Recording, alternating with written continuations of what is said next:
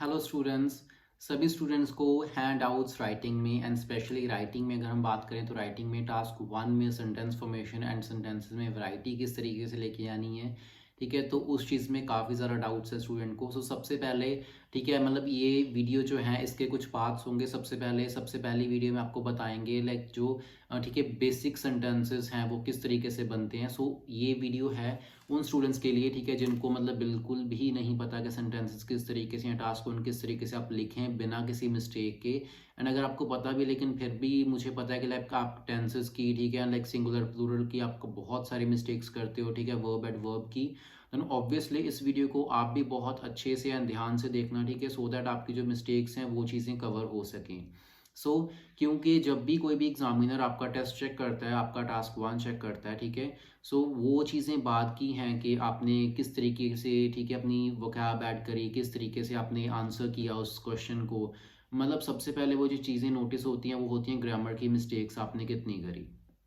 Okay.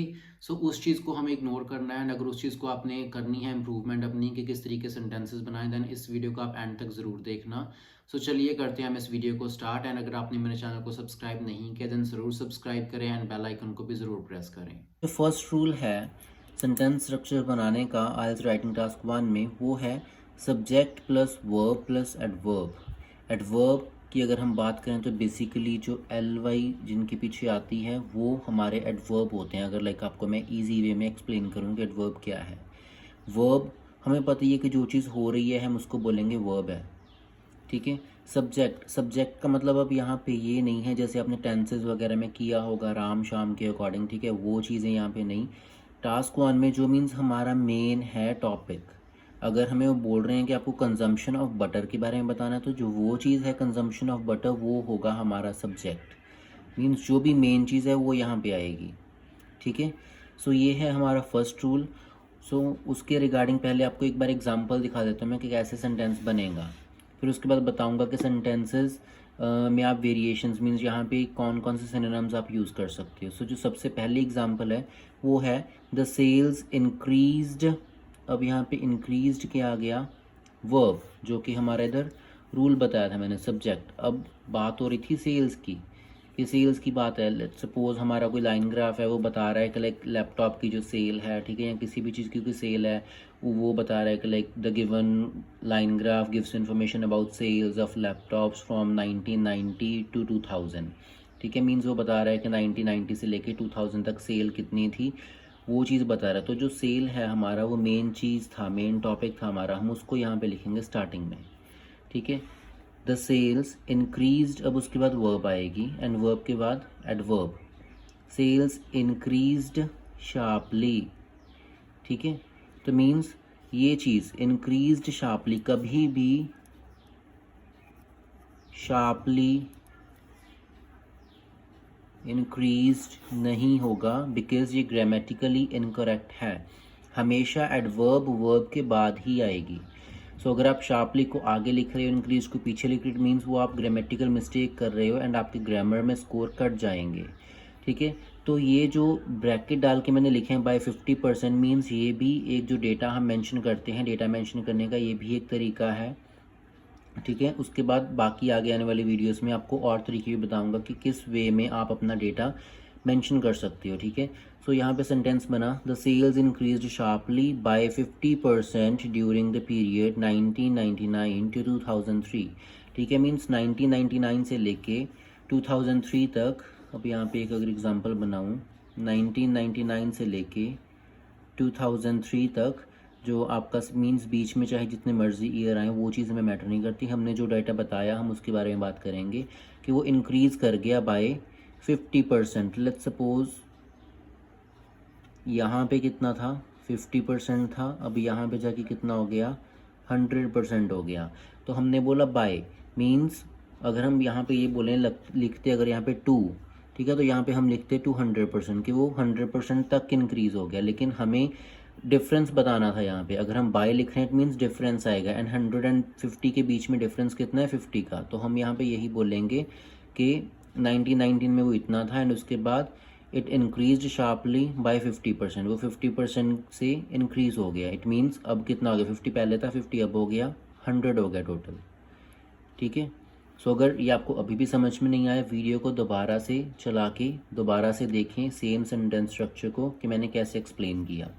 Okay, तो second sentence structure है जैसे, अब लेट्स सपोज कंजम्पशन की बात कर रहे हैं, वो उन्होंने जो हमें ग्राफ दिया, ठीक है, वो लाइन है, बार है, चाहे जो भी है, उन्होंने उसमें वो कंजम्पशन की बात कर रहे थे। कंजम्पशन मीन्स चीज़ की खपत या उसको कंज्यूम करना, ठीक है। So the consumption of milk and meat, milk या फिर मीट किसी भी चीज़ की बात है, तो वो जो जिस चीज़ की बात चल रही है वो हमारा मेन सब्जेक्ट है, उसको हम लिखेंगे सबसे पहले सेंटेंस की। द कंजम्पशन ऑफ मीट या फिर the consumption of milk decreased rapidly. अब वही बात है कि पहले सब्जेक्ट आएगा, फिर उसके बाद वर्ब आएगी हमारी, एंड उसके बाद क्या आएगा, एडवर्ब। एडवर्ब LY वाले, subject plus verb plus adverb. ये है हमारा first rule. The consumption of milk decreased rapidly to 10 gram between 1999 and 2003, ठीक है। तो मीन्स यहाँ पे हम ईयर्स लिखेंगे, पहले सब्जेक्ट फिर वर्ब, फिर उसके बाद हम डेटा मेंशन करके फिर बाद में हम ईयर्स लिखेंगे। ईयर्स को हम स्टार्टिंग में भी लिख सकते हैं जैसा कि मैंने अगले सेंटेंस स्ट्रक्चर में बनाया, इन 1999, ठीक है। तो ये ईयर हमने एंडिंग में भी पहले लिखा था, अब हम उसको स्टार्टिंग में भी लिख सकते हैं। The consumption of meat decreased gradually to 10 gram, ठीक है। मीन्स वो डिक्रीज होगी, द कंजम्पशन ऑफ मीट हमारा सब्जेक्ट, डिक्रीज्ड हमारी वर्ब, एंड ग्रेजुअली क्या है हमारा एडवर्ब, ठीक है। सो इस वे में हम सेंटेंस स्ट्रक्चर्स बना सकते हैं। आई होप आपको ये वीडियो बहुत अच्छी लगी है, एंड अब आपको हम बताते हैं कि और कौन कौन से जो हैं सिनोनिम्स आप यूज़ कर सकते हो।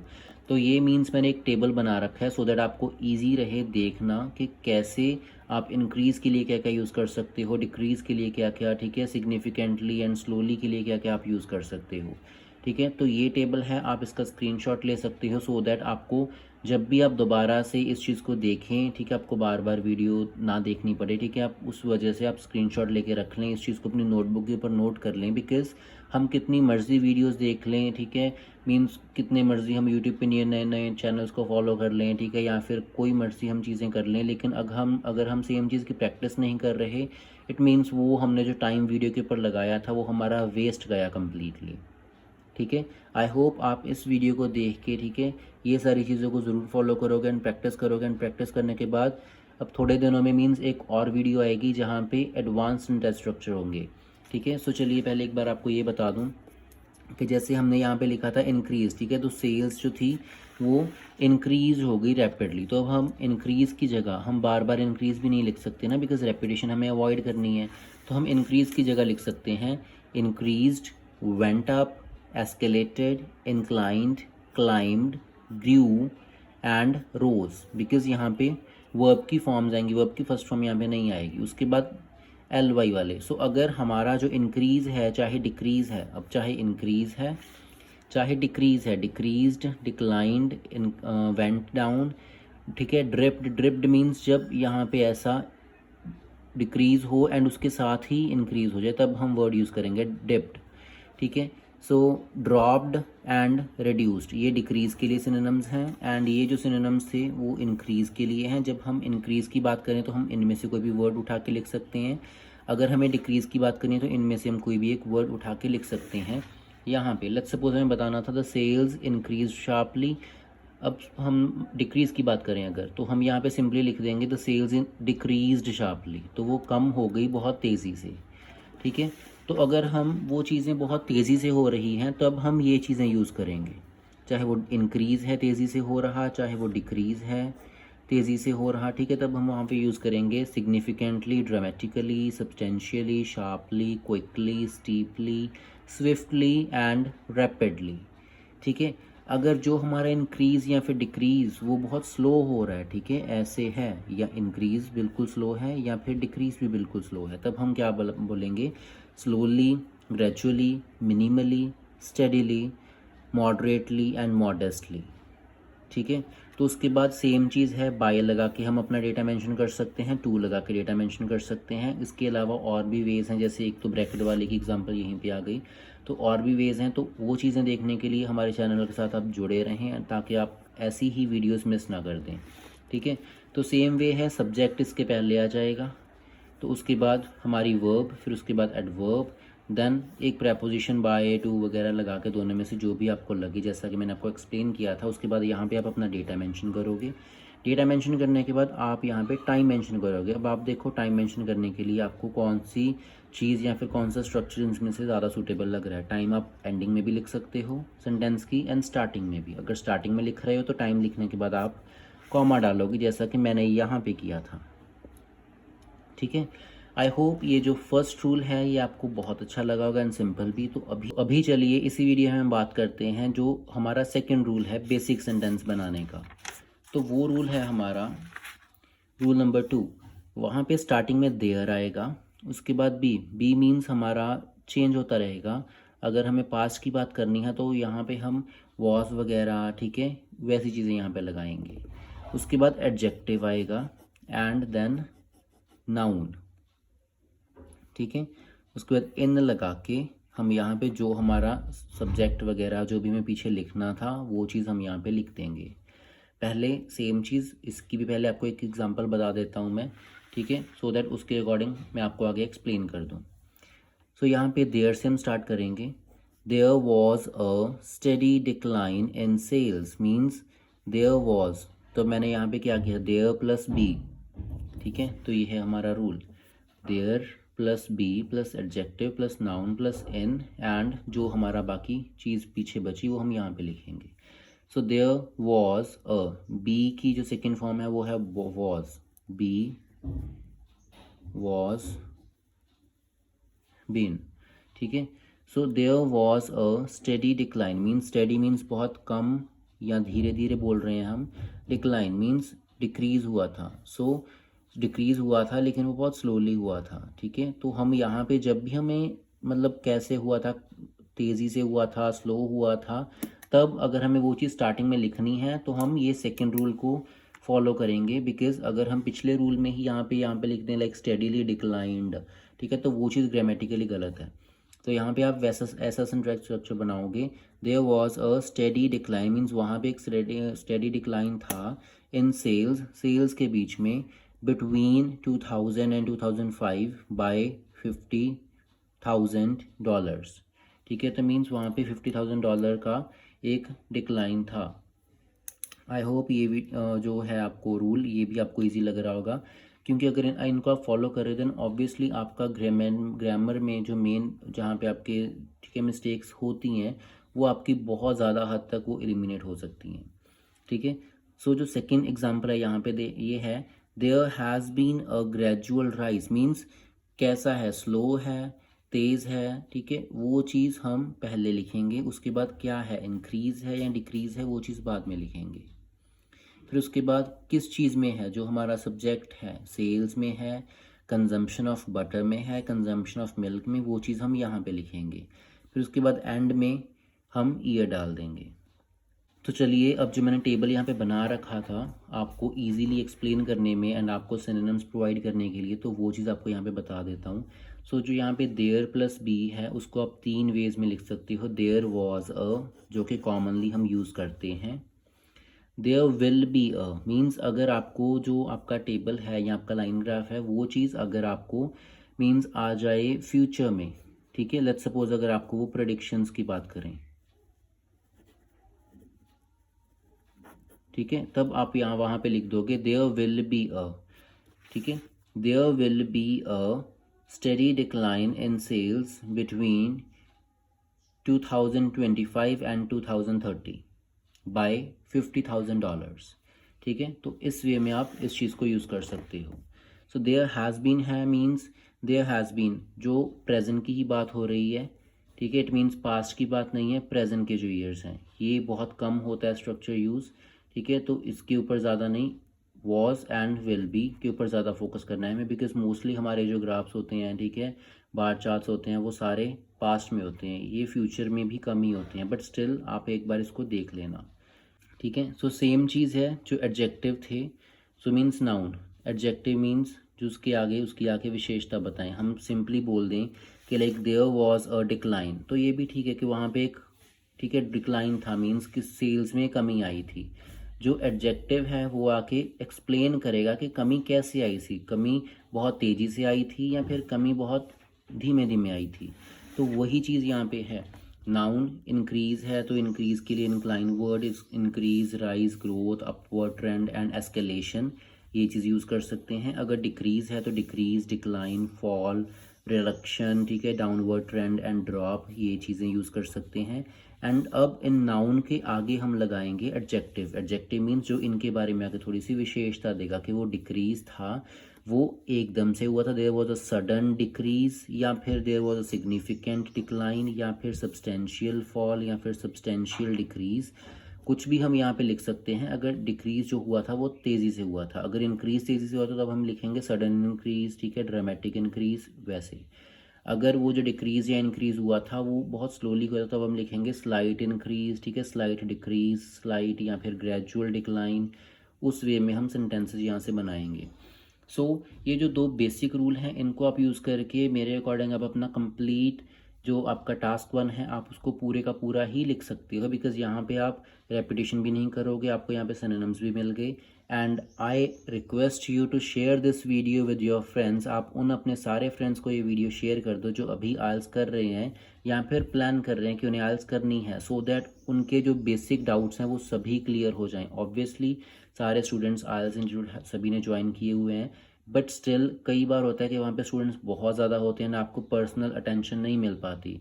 सो आई होप ये वीडियोस जो मेरी हैं ये उनकी ज़रूर हेल्प करेंगी स्टूडेंट्स की। एंड अगर ऑब्वियसली आप इस वीडियो को शेयर करते हैं देन मुझे भी मोटिवेशन मिलता है कि मैं और ऐसी वीडियोस लेके आऊँ, ठीक है।